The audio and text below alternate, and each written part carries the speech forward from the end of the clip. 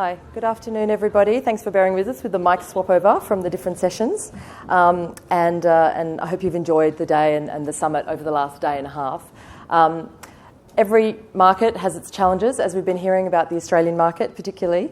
And Asia has its own challenges and obviously opportunities as well. So we're hoping to share a little bit more about what's going on in the region. And I think what I'd like you to sort of try and think about during this session is your role, how your role or your company intersects with, from Australia and Asia, if there is a connection, or perhaps you're just here to hear about what's happening in the big region, which is great, but hopefully we can shed some light and try and get you more involved in the region in perhaps different ways as well. Ruth, could you just pass me the clicker? Sorry, I forgot to grab that. Thank you. So I'll just start by introducing my panel. So very privileged today to have two of my members from the Asia Investor Group on Climate Change here with me. Sophia Cheng, CAO of Cathay Financial Holdings, who's also the chair of the Asia Investor Group. We have Courtney Lawrence from the Asia Infrastructure Investment Bank, and Seiji Kawazoe from Sumitomo Mitsui Trust Asset Management. So just quickly, for those of you who are not quite as familiar with the Asia Investor Group, so we're the sister organisation to IGCC. Obviously, we work in a similar fashion. We have 33 investor members around the region and made up of international asset owners and obviously domestic Asian asset owners and managers. But importantly, we also treat as members, even if they're perhaps not publicly so, the government pension funds and sovereign wealth funds in the region, the biggest institutional funds, because we obviously really need to engage with them to bring about the changes that we need to see in the region. Our membership has quadrupled in just under the last 3 years, with nearly $5 trillion in assets under management currently represented. We don't really see any sign of that slowing down at all, which is great news. We relaunched in 2016 in this model, and that was at a time of this sort of the second wave of ESG and climate awareness in the region. But it was built on 10 plus years of significant work by predominantly corporates, but actually some of the earliest eco-funds actually came out of Japan some 10 plus 15 years ago. And it wasn't the Paris Agreement necessarily, it was air pollution, water issues, specific issues to the region that the individuals, the regulators were all facing. And the Paris Agreement has started to now come through from the regulators. We're starting to see that activity come through. Just bring the... Oh, there they are. Okay. You've seen quite a lot of photos this morning from Michael, and I didn't want to dwell too much on this, but these are just some images from Japan, and something that's become very apparent in the region and is fueling this increased awareness and movement to action and implementation increasingly by investors, but obviously by corporates as well and regulators, is these compounding impacts of climate change. That top photo of the road, that was from last year's typhoon, the purple skies of Typhoon Hagibis last week, eerie but beautiful about the impending doom, which thankfully didn't quite play out. But I have to say that the death toll is at 50 now in Japan, and the damages will be in the billions when they finish cleaning up and actually looking at all of that, and some of the impacts and the size of the storm. So this is just Japan, and this is an economy that's arguably more ready to deal with some of these issues than any of the other regions in Asia, and they can bounce back much faster. But the rest of the region, is not necessarily as ready to deal with these issues on an annual basis. Just a quick whip around. This is a quick summary of how things have moved so quickly in the Asia region. This is not exhaustive by any means. This was just to try and give you a quick snapshot of some of the regulatory developments that we have seen in the region. Some of them are very new in the last 18 months or so.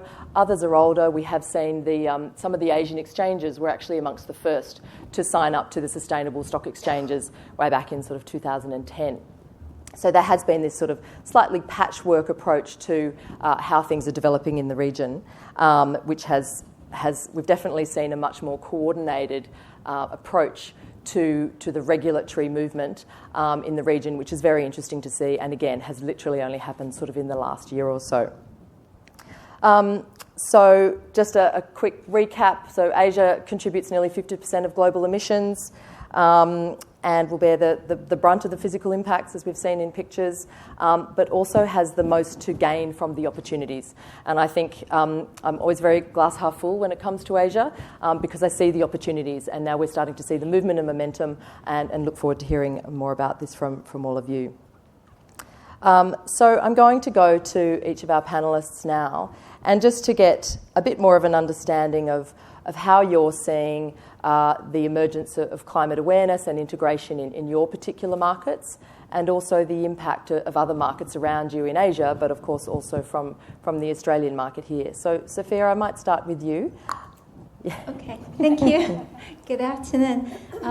I work for Cathay Financial Holdings, and this is the largest financial group in Taiwan. Half of the population are our customers, so naturally we have very strong own mission that we have to take care of the society. And this company with $300 billion US dollar asset, roughly 200 billion is on the life insurance company, and the rest majority is the bank. We run the largest insurance company, second largest P&C insurance, second largest private bank, biggest asset manager, a small venture capital, and a small broker. So on aggregate, when we think about our business, we have to look at very long term.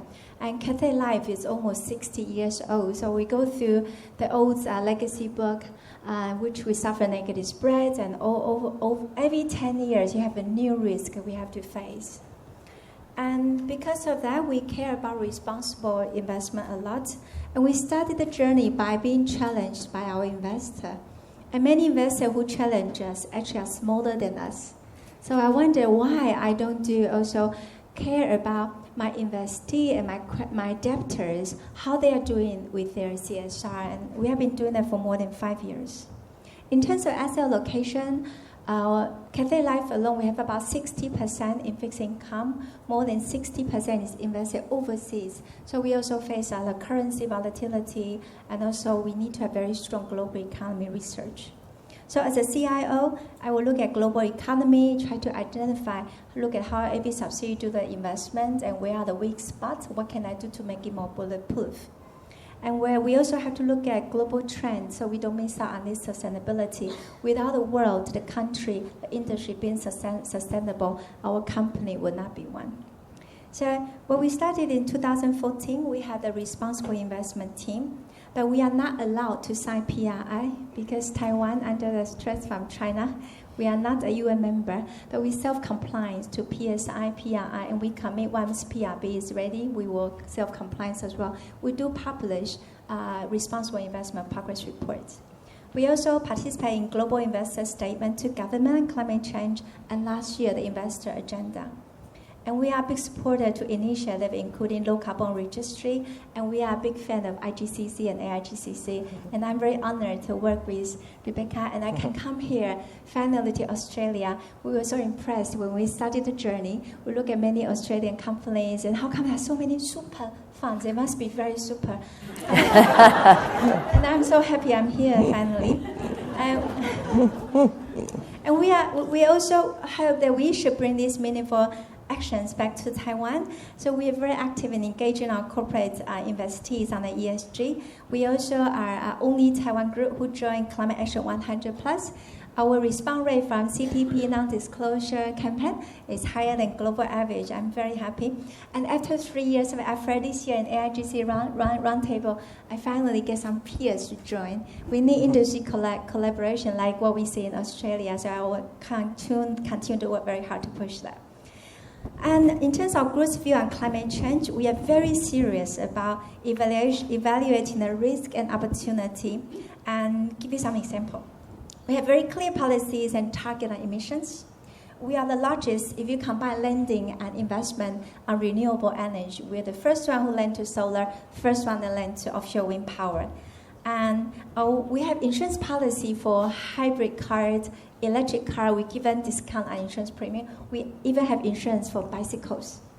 And when the same as Japan, we have a lot of typhoons and natural disasters. We have insurance for 2 years ago on mango, the fruit.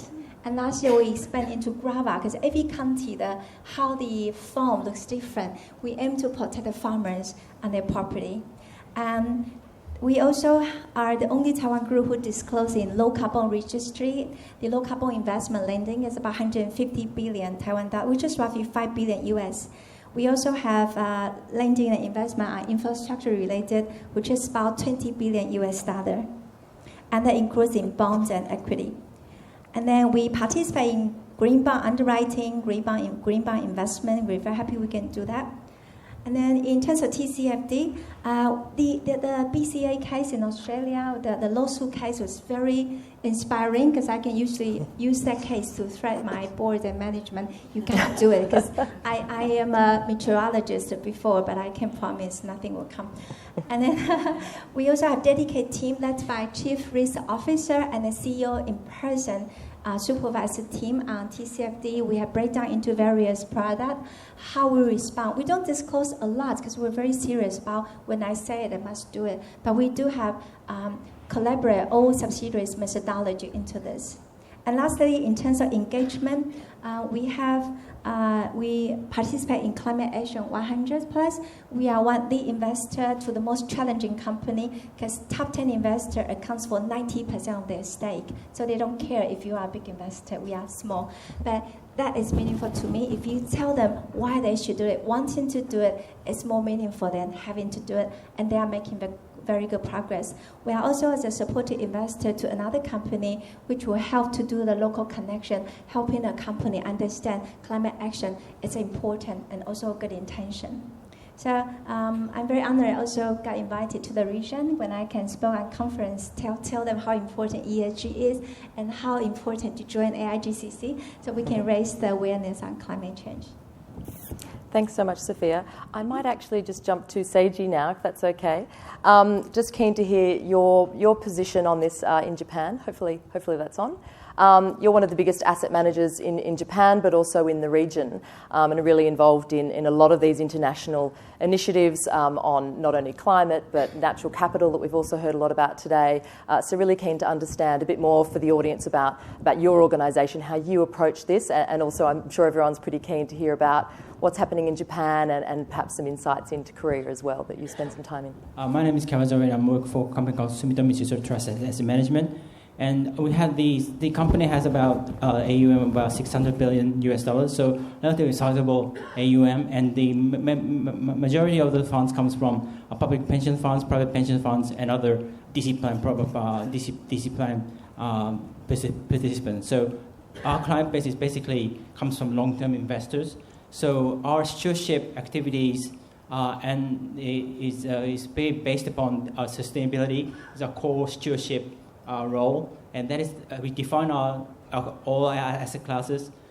We have passive equities, active equities, passive fixed income. These asset classes we apply the same ESG guidelines and sustainability policies.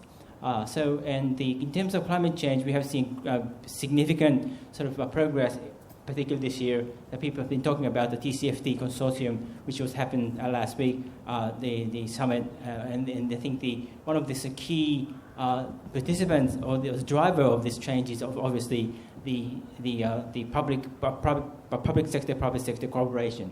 And one of the most important unique thing about Japan is that the public sector, such as the Ministry of MOE, Ministry of the Environment, the METI, FSA, and also the GPIF, which is the largest asset owner in the world, and they have a very strong commitment to these climate change activities. And last August, the GPIF announced their ESG activities, the disclosure, and that has become a kind of guideline for a lot of the domestic investment managers reporting on climate change. I think these examples leads the way. I mean, that really helps the investment management community to have a direction, and I think the people are moving in the same direction. And at Sumitomo Mitsui Asset Management ourselves are also committed to TCFD, so we're going to have a TCFD disclosure from this year on going forward. So these elements of these public sector, private sector, voluntary sort of participation and activities are really driving these changes, which is a very good thing.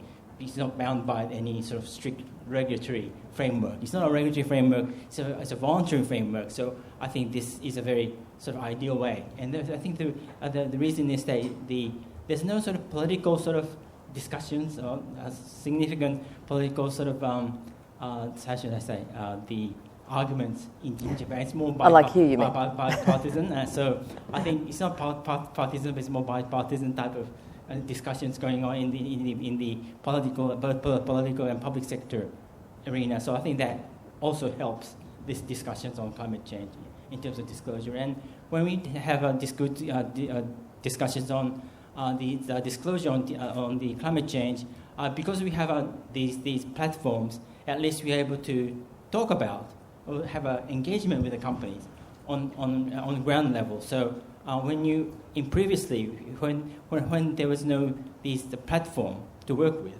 it was very difficult to have a reasonable discussion with the companies. But now, when you go to a company, we are people at the company level, the investor relations people, and also the senior management. They at least know about climate change, and they at least know about what the TCFD is. And the more than 180 companies in Japan has signed up with the TCFD framework. So we believe that most of the major companies in Japan is now adopting the TCFD framework reporting. So I think in terms of climate change disclosure, at least, they will be sort of moving forward. But what is interesting is that the physical risk is very difficult to sort of measure. And when I have engagements or discussions on physical risks, they also have slightly sort of difficulty in making sort of disclosure on physical risk because that is one of the characteristics of the risk of the physical risk is that the transition risk is more like disclosure against your business risk, but the physical risk is more like risk measured against your experience. So if you don't know what happened in the past, it's very difficult to make those kind of assumptions. So I think the physical risk is more difficult because you have to rely on very scientific data, like weather which is not so available. But I think those are the areas that we need to have much more improvement and also discussions. So that's what my observation in Japan at the moment. Thanks very much, Seiji. And I think it's interesting to see and not surprising to see the leadership that we're seeing out of Japan with that bipartisan support, that support from the key ministries, even the Business Federation, has a very strong sort of platform on climate action in their own way for the companies. And so we're seeing that progress very quickly. And indeed, the GPIF even really laid down the gauntlet in terms of TCFD reporting and issued sort of a temperature score that their portfolio is currently at, and will look to reduce that over time.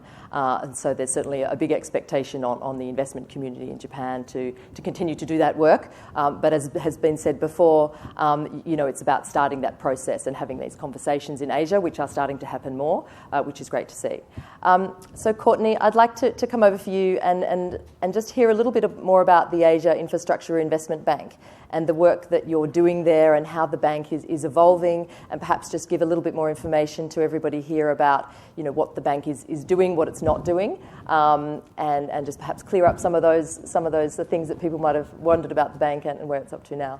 Sure. Well, thank you. This is a very interesting panel for me because I think the markets across Asia are so different, really diverse. And just as some background, the Asian Infrastructure Investment Bank is the newest development bank. It was started in 2016, and we reached a significant milestone this year with our 100th government joining. So we have 100 countries who are now members. If you look at the top 5 shareholders, China is number 1. It's followed by India, and then Russia, Turkey, and Australia rounds out the top 5. So I'm based in Beijing, and that gives me a really interesting perspective from what is quickly becoming the world's largest economy. And as China moves outward, it's really interesting to have that Beijing perspective. The bank was started as an infrastructure bank. and our sole remit is on infrastructure. As an ESG specialist and one that's focused on climate change, that couldn't be more exciting. When I think about infrastructure, I think about carbon lock-in, land use patterns being locked in, water consumption, all of those things that are going to change with climate change. That's all very tied to how we develop infrastructure. I also really believe that, there's been so much written about the trillions of dollars that we need in order to transition to a 1.5 degree world. So that's the platform that I have. Where I am also particularly excited, which might be more interesting to some of you, is that we want to do things differently. So the development banks of the past have typically looked at infrastructure project by project, sovereign loans, project finance loans.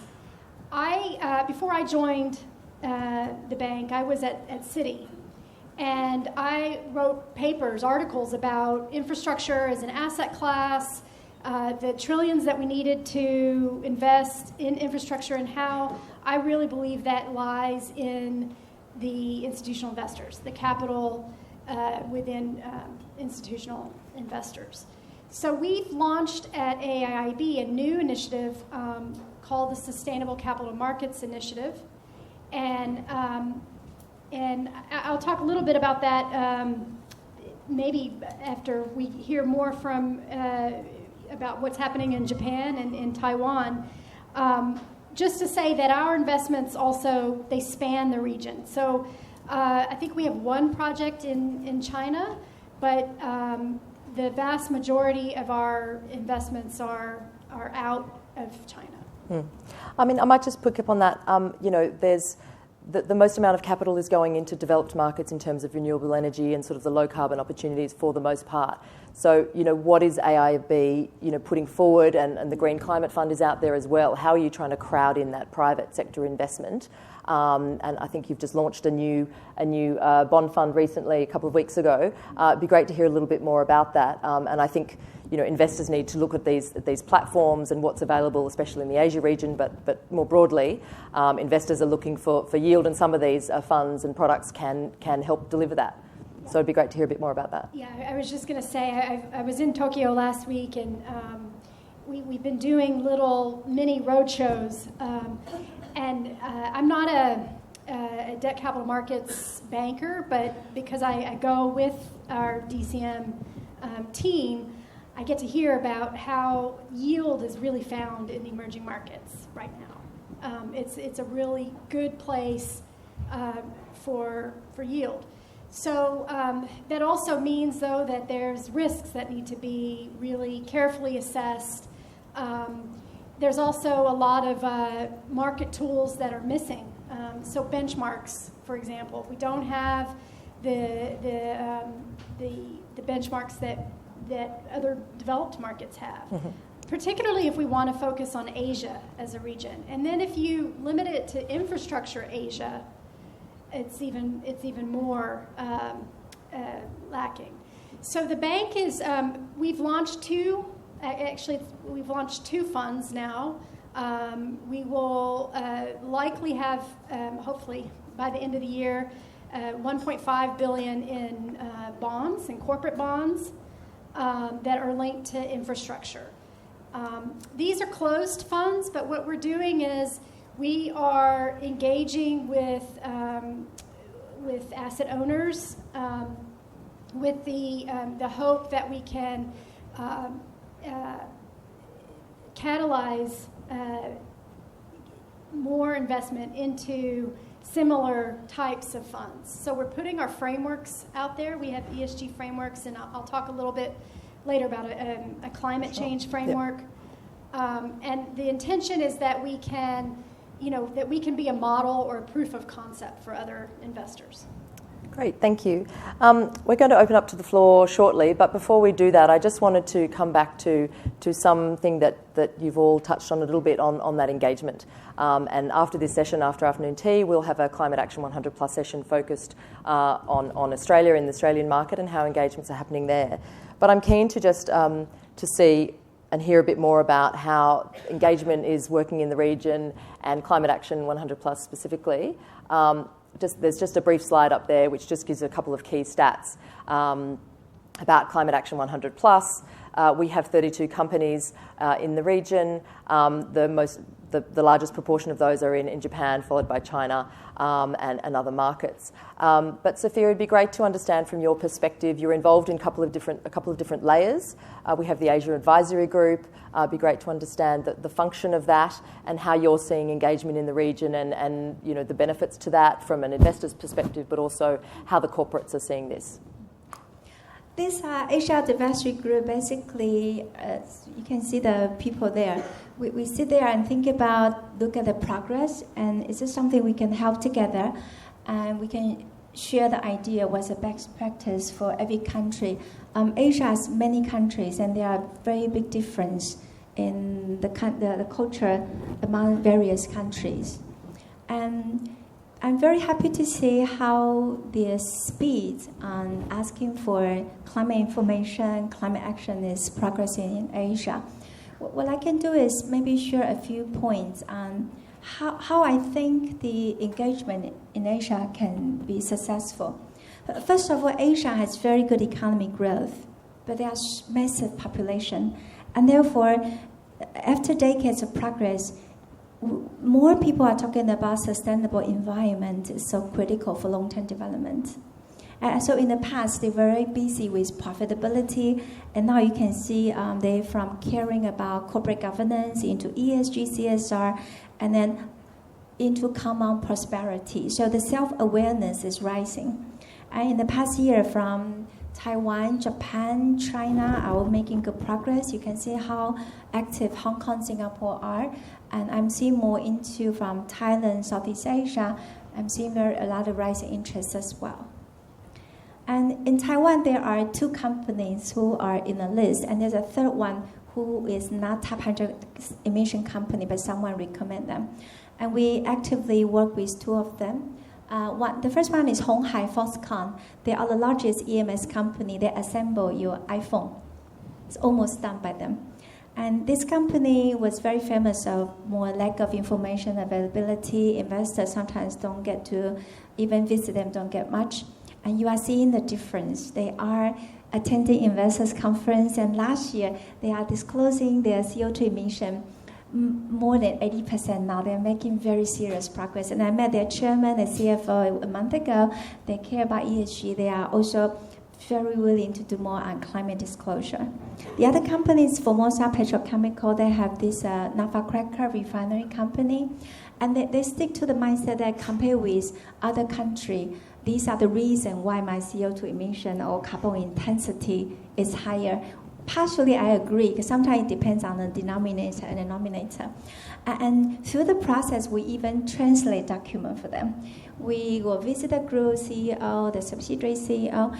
The whole purpose is they need to understand that we are trustworthy visitor. So I think to have a good engagement, trust is a foundation. They need to know we come here with good heart.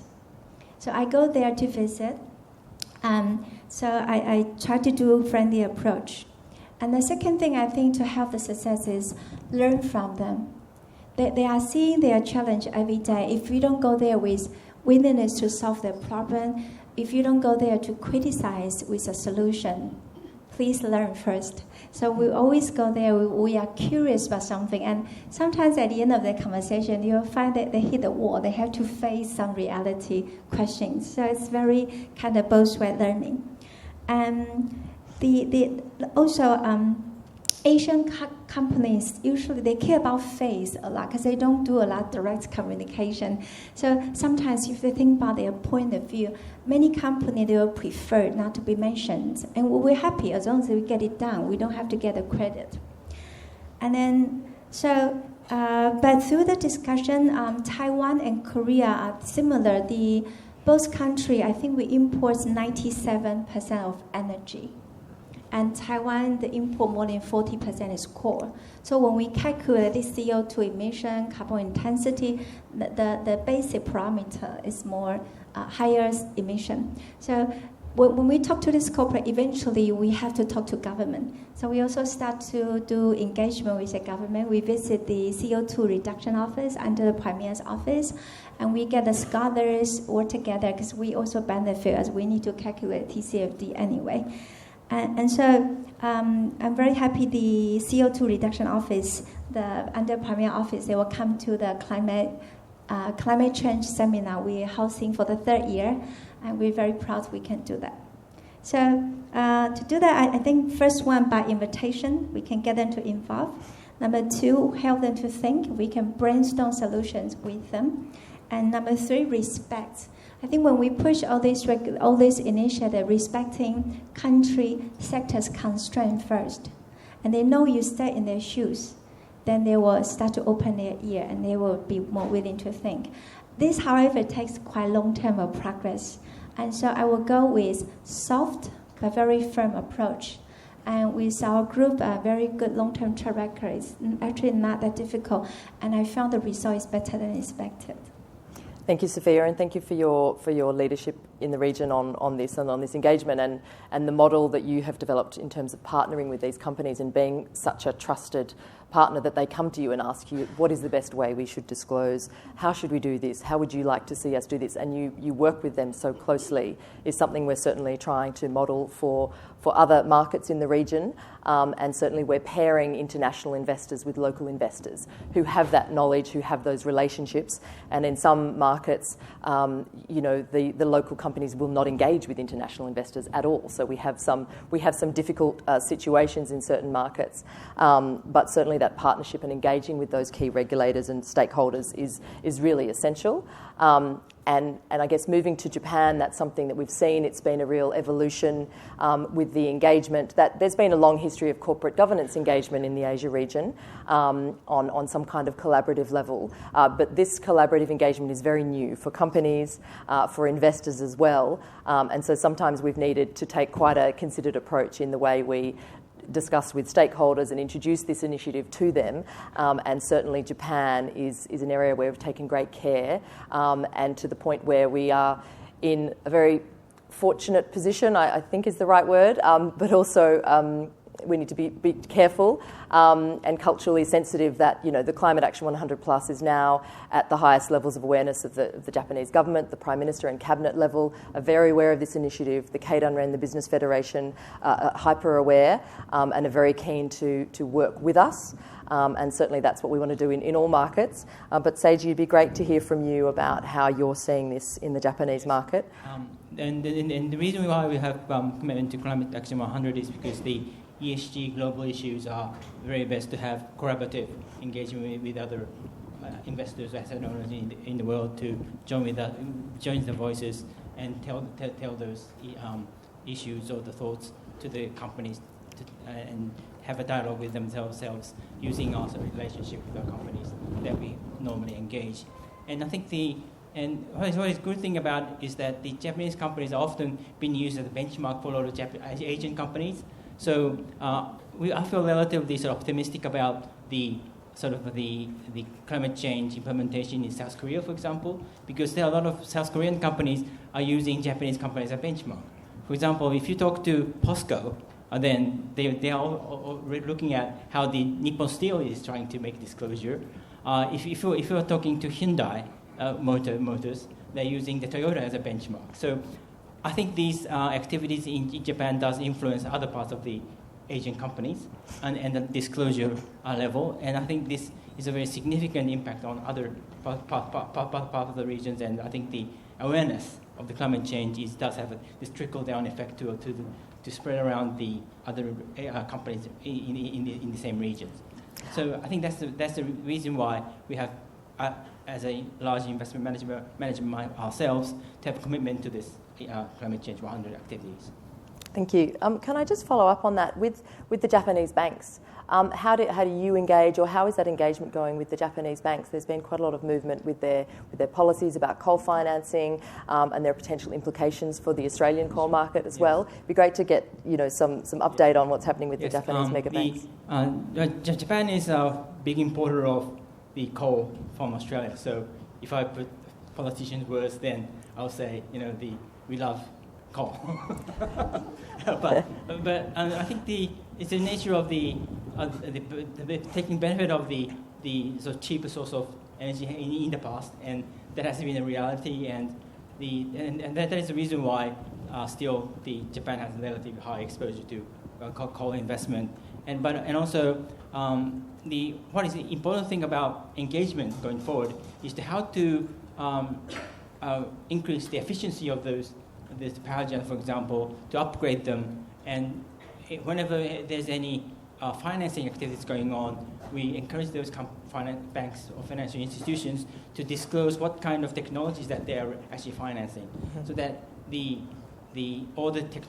implementation of the new technologies that will reduce the CO2 emissions or the highly efficient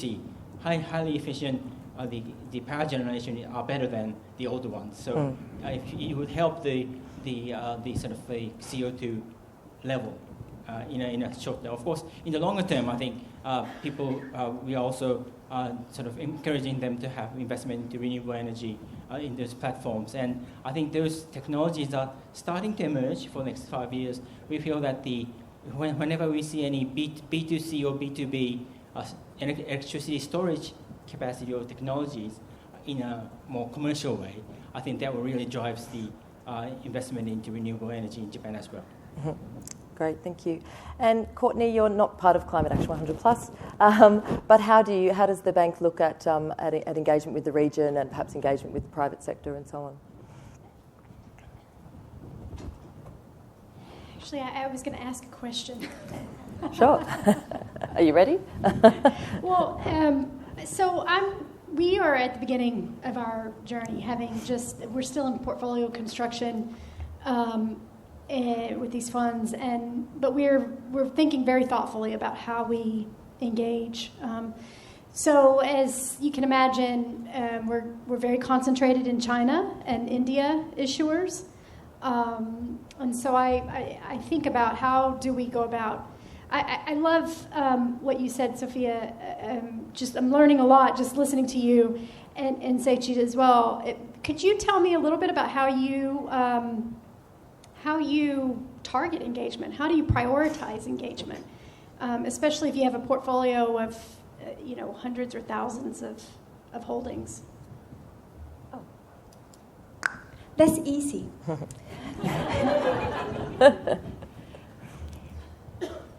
I always think that people can always do a perfect job if they want to do. And so you start with trying. Because we have a very long list of companies in both equity and fixed income. And you can think about some companies, their fundamentals are great, but their ESG score is so lousy. Either they don't know, they haven't done it, or they are not doing to the standard, or they have, but they just haven't disclosed it. And we went through the process. We've been criticized as a worst ESG company back 5-6 years ago. I say, wow, if for that reason you don't invest in me, there's no other financial group in Taiwan you should invest. So we were not disclosing it in the right way. And there's no clear policy, despite we have a lot of internal requirements. So we start with company. They are very good fundamental, quite decent company, but they are not aware of this. And second, we will also target company, if they don't make improvement, they will damage Taiwan's or their industry reputation. Because I think as a citizen, we naturally need to work for our country as well. And so we will go with, and three, regardless if their CO2 is high, if their corporate governance or controversial issue are relatively high, those are obvious target. And that's, if they are below some certain ESG level, controversial, yes, you can invest, but please write report. And you need to talk to me why you invest. And by providing our information to this analyst and internal fund manager, when they see, oh, this company has a lot of lawsuits, okay. When they talk to this company, they got a lot of raw material, they will naturally start to care more, and they will feel these are so important because they don't know. You cannot imagine not everybody talk about PG&E. And I studied meteorology in college. These are something people should think about. And on climate change, you need to do a lot of education. These are basic common sense. People, I just want to say, don't fall in love and hate with data. Lack of data should not be a constraint. For example, if you imagine eventually in 20 years later, sea level will rise by 1 or 2 meters, there are tons of areas you should consider given the fact that young generation, they really borrow mortgage for 30 years rather than pay back in 15. Then you have to think about other areas definitely will be flooded in 20 years' time. You don't need a data scenario to blend the average number. You can decide what's my policy. If outdoor temperature is so hot in summer, they will temporarily halt the infrastructure project. That's the damage go to corporate or go to insurance company. That is day one I can think about how I can change the contract. So I do think TCFD, we may all start with imperfect, but it's very important that I make progress compared with yesterday. Am I building more solid framework? I should compare with myself. It should not be a beauty parade. Yeah, so it depends on you do that for marketing purpose or for meaningful power purpose. And I think to find a target is not difficult. And you can see many good engagement, many good asset managers, they are good in engagement. We will visit them, then they practice, look at a global theme, which are the areas we think we can also contribute. And I don't need to lead. I'm happy to participate in other engagement as well, because we should all collaborate together.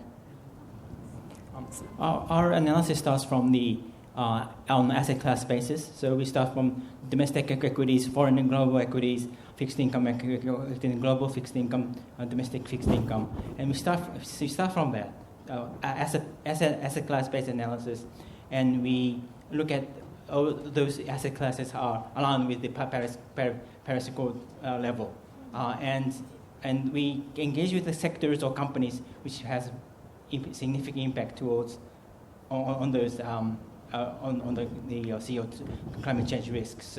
So we are targeting based upon those analysis. And for example, if you make investment into Japanese equities, topics, the index, about 30% comes from the CO2 emission. CO2 risk comes from the utility sector, and about 30% also comes from the materials like steel industry. So those are the target first priority. We prioritize based upon the impact towards our total portfolio. I'm keen to. Sorry, did you want to respond to that? No. I'm keen to open up to the audience here and to take the opportunity to ask our panelists up here. We have a question down the front here, Zoe. I think there's a mic coming to you. On its way. Thanks, guys. Fantastic panel. I actually just wanted to ask a question leading on from something that you mentioned there, Sophia, but it's relevant to all of you. One of the things we always struggle with when we come, particularly when we try and do climate change, but also just generally ESG in the Asian region in the way that we've kind of learnt to do it in other regions, is we kind of immediately fall into love and hate with data straight away. Because we're used to this expectation of a certain level of data, a certain level of information about things and a relevance of those things that kind of doesn't operate the same way, particularly in Asia. And so I just wanted to hear your reflections on how you, what would you recommend to those who are starting to operate in and think about ESG in Asia, but are not used to the different information environment and the different level of data that you get? And I mean this for you too, Courtney, because I know what it's like to do an individual project and to try and figure out where people live or whether or not they have electricity yet and other things that you're used to knowing, right? So that's the question. It'd be great to hear thoughts. You mean for investor or for listed companies? I mean, when probably more on the kind of listed company project level, when you're assessing companies themselves, when you're assessing projects. How to make them care more about ESG? No, how do you operate when you don't have as much data about them? Because we're all used to cooking the data until forever. I'll start because I can tell you, going from the developed market world of investment to emerging markets, and particularly outside of China and India, it is incredible how little data there is. I mean, it's really incredible. I've worked in emerging markets for more than almost 15 years now, and I'm still shocked. And some of the asset managers that I've talked to say that that you can have good proxies based on sovereign data. So if I'm looking at investing in Kazakhstan, and none of the issuers have any disclosure or any ESG data, I can look at the relative performance of Kazakhstan around human rights, around climate risk, the governance aspects, and still get some information or do an analysis at the issuer level. So, did somebody else want to respond to that? Whenever we go to maybe small to mid-cap companies, then we have very sort of discussions or engagement with the ground level managers. Not necessarily the high level senior management, but more on the ground level managers as to what kind of data that we would like to have. So, and encourage them to disclose them. So those are probably the first step to raise the awareness of these ESG issues. And that's what we have to do if there's no data. Then also in terms of investment management, we use the good data analysis outside vendors, and whether those ESG ratings and how has those ratings has been changing, and we're able to look at how these companies have been improving based upon the engagement activities. So it's kind of measuring our effectiveness of our engagement activities using those external vendors or ratings agencies. On top of what these two just said, I can add a few. It's actually not difficult, but it takes time. If you look at the ESG database provider, currently their main coverage are just the large cap companies. And actually, maybe a big part of that, they research themselves. They have very good disclosure, and they care about institutional investor. Therefore, their ESG will up to a certain level. Depends on if you dedicate working on a best-in-class ESG. If you only invest in good ESG company for your fund portfolio, that will be a challenge. Otherwise, to find a company whether they are doing good in ESG, if there's a data, yes, data. If no data, frequent visit is important. And because Taiwan is very tiny island, we have 23 million population. The next door really means next door versus in some country, next door means 30 minutes drive. So it depends on, and Taiwan is very famous of its company disclosure in great detail. How about beyond Taiwan? If we do direct investments, yes, we do research them. If for that Southeast Asia and some non-Greater China emerging market, we tend to buy funds, and we could even have mandate with a fund manager who have deep research. If I'm not good at that, leverage someone. And lastly, if within my own country or like here as well, you are in the industry long enough, there's always enough information which may be qualitative instead of quantitative. It's very easy to benchmark. Yes, there are sometimes accidents. Some companies are very good in performing, not until they have accounting scandal. Not certainly they claim a forest actually never exists, blah, blah, blah. It happens, but if you have whatever I have just mentioned, you can minimize that probability of risk. I hope that's useful. And just quickly to mention that through the Climate Action 100+, we're looking to work with in-language data providers. There is a lot of data there, but it's in Chinese, and it needs to be translated, and working with on-the-ground consultants who've been working with these companies for 10, 20 years already. Certainly in the case of China, we expect that the mandatory environmental reporting that's supposed to come out from 2020, it's still waiting to see if that's going to come from 2020 or not. There's a lot of capacity building that the regulators are trying to do in the market, but certainly that will have a huge impact on the region when that does get rolled out. Is there another question up the back there? No, I might just. I think we're nearly at afternoon tea time. We're in the last leg of this, but I just wanted to sort of get your final thoughts. And do you think that some people I know in this room have been a bit sceptical about sort of progress in Asia, reporting on emissions? Sometimes it's a bit of a tick boxing exercise. Greenwashing comes up sort of quite a bit, I know, sort of in the past. Do you think that has changed or is in the process of changing? And are there any sort of final thoughts on how you'd like to see more Australian investors participate in the region? Yes, I will hope this amazing Australian investor can try to travel to Asia to convince more countries to do so. I hate greenwashing. And so if a company ever have doubt on their greenwashing, I will monitor them for minimum 3 years before I reinvest again. At the end of the day, I just want to say that all this take effort, and by competitors who also collaborate together, we can try to review the trend together. We may have different decision on timing of enter and exit an investment, but for the common sense of value, it's definitely worth of collaboration. And I really hope that we are not just pursuing being the best in the world, we should do best for the world, and they will make this industry more respected. Thank you. Thanks, Sophia.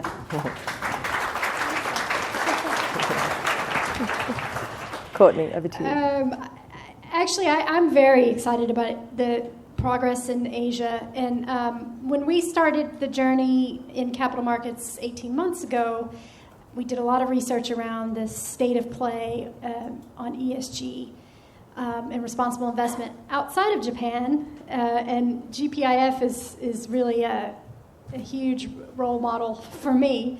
But outside of Japan, China had 1,000% growth in assets, in responsible assets under management. It's the highest growth rate of any other Asian market in ESG. So we have workshops and engage with Chinese investors a lot, and I'm really excited about that and optimistic. And from Australia perspective, I would just ask that you look out for the Sustainable Capital Markets Initiative. We will be probably coming to see many of you in the months and years to come. And we're really looking to find some good partners for helping create infrastructure in emerging markets as an asset class. Great, thanks very much, Courtney. Seiji, over to you. Also, when I have recent engagement concerning Climate Action 100, I realized that there are a lot of technologies, or the implementation is actually now taking place, and this is starting still on the sort of testing phase. So in the next 5-10 years, I think these technologies being online, or the actual implementation will be likely to materialize and realized. And if these things start to happen, probably the actual carbon emissions level for each companies of some of these large Japanese companies will likely to reduce. So I think I'm relatively sort of optimistic about the technology implementation, innovation in the areas of carbon capturing, or the H2 hydrogen, the innovation. And those are the areas that I think people are still underestimating. And I think those are the implementation going forward for the next 10 years will be very exciting. Thanks very much. I think engagement has been a key theme of not only this session but also previous sessions, and I think that applies, even more so to companies in Asia to get the data that you want and to work with those companies to transition. And I think the investable companies are some of those bigger ones who do need to transition, and we need to work with them, and we certainly can't starve them of the capital they need to transition. But it's about working out their intentions and how you can, as an investor, you can assist them in doing that.